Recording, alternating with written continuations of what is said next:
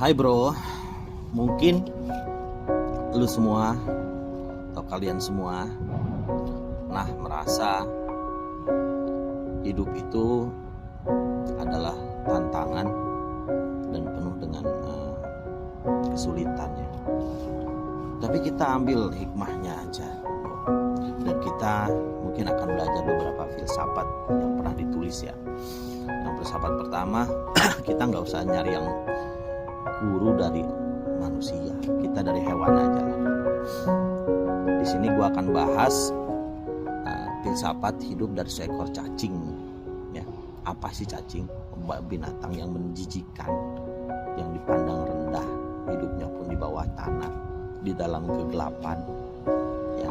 Tapi gua ada beberapa hal yang kita bisa ambil dari cacing tersebut, filsafat hidup yang bisa kita gunakan dalam kehidupan kita di masa-masa sulit atau di masa-masa adaptasi ya, masa adaptasi dengan pekerjaan, adaptasi dengan lingkungan. Kita bisa ambil hikmahnya atau filsafat hidup cacing ini, Bo. Gini loh. Yang pertama itu, cacing itu kan rendah hati tapi bermanfaat. Maksudnya gimana?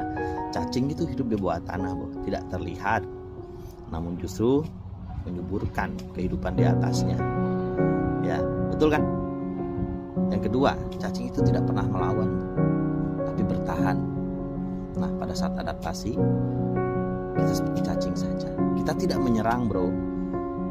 Namun, cacing tahu cara bertahan hidup dalam kondisi yang sulit. Nah, gitu ya. Yang kedua, dia itu terus bergerak meskipun lambat sekali.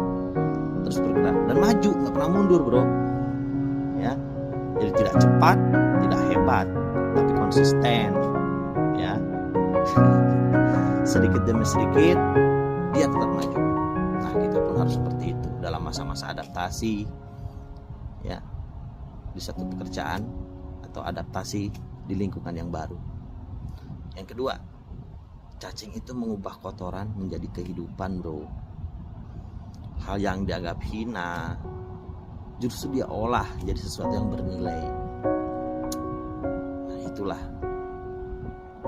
Dan kedua, terakhir ya, cacing itu tidak pernah iri, bro, dengan burung yang terbang, dengan yang berjalan cepat seperti kuda. Nggak pernah, bro. Ya, dia tetap